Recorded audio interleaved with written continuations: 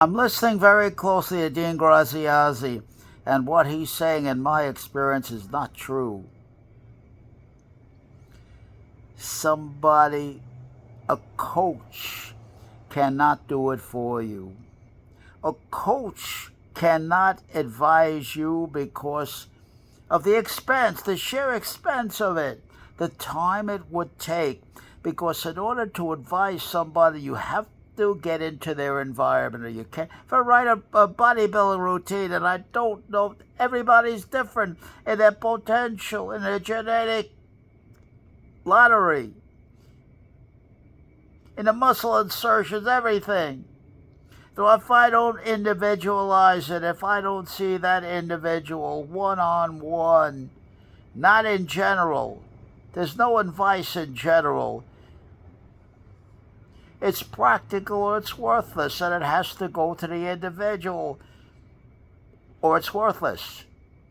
So unlike Dean Graziazzi, I would not put any faith in any coach at all that's allegedly has been there. He hasn't been there. He hasn't worn my shoes. My shoes haven't pinched him real good. He never spoke to me.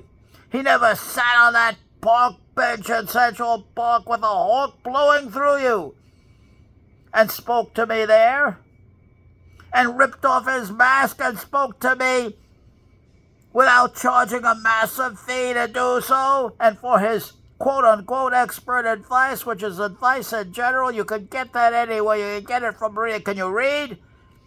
And you can do it on your own. Nobody has your answers. There's no damn coach out there. Dean Graziazzi is dead wrong in my opinion. There's no coach that can show you the way, because it can't happen with different individuals, with different people, with different biographies, with different engram conditionings. If you know anything about change from a psychoanalytic point of view, it's extremely difficult.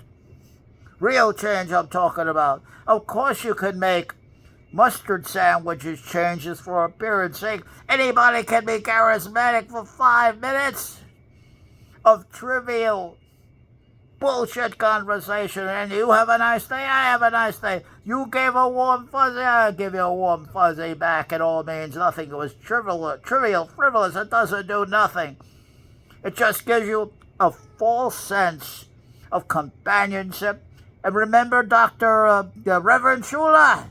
Shula, welcome to the spiritual family. Of course he charged a lot. He sold trinkets and charged a lot for those trinkets to get into, quote-unquote, the spiritual family. What the hell is that? And in the same way, Tony Robbins uses that family that comes in. What the hell is that? What does it mean, Tony? Nobody gets in Tony Robbins' face. Nobody grills Tony Robbins. Nobody questions him on his scientifically proven, what scientifically proven conclusions and methods? What is it? I've never seen Tony Robbins confronted and encountered and challenged Dean Graziazzi. He's just a puppet, a marionette jumping up and down with all that damn insane, jerky, quirk body language that's so annoying to watch. I'm telling it to you just like it is. You won't hear it anywhere else. That's all. Nobody has your answers. Nobody even gives a damn about your answers. We're all caught up in our own problems. Don't you understand that? Even when we bury our dead. Well, we bury the dead. What's for dinner tonight? How about the basketball team? What are they going to be doing? We just buried a human being, and we're talking about what's for dinner, what the basketball can. What the hell is that? What kind of a man am I dealing with? And then you got the rabbi or the priest giving a eulogy. He doesn't even know the poor master that's being put in the grave. He doesn't even know him. Oh, what a wonderful person is. Oh, wait a minute, you don't know who the hell you're talking about. When you eulogize somebody, you tell the warts and the credits. Or who in the hell are you talking about? Who in the hell are you eulogizing? For once, I like a man to stand up with me and stand down with me and show me respect and have a discussion. What about that? That's a lost art. Now everybody wants to win in the damn Trump world. That paper-mache, phony world, that dangerous world, Donald John Trump. Everybody talks on the surface. Everybody wants to win any way you can. How do you do it?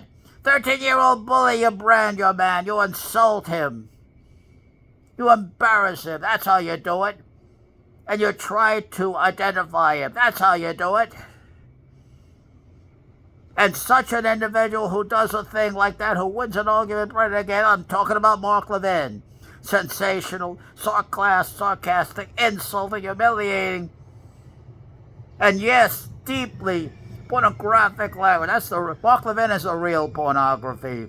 Talk about pornography, I point my fingers right at Mark Levin.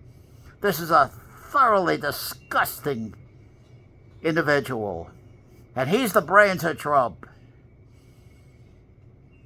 Then you got Laughing Hyena, Tucker Carlson, Laughing Boy.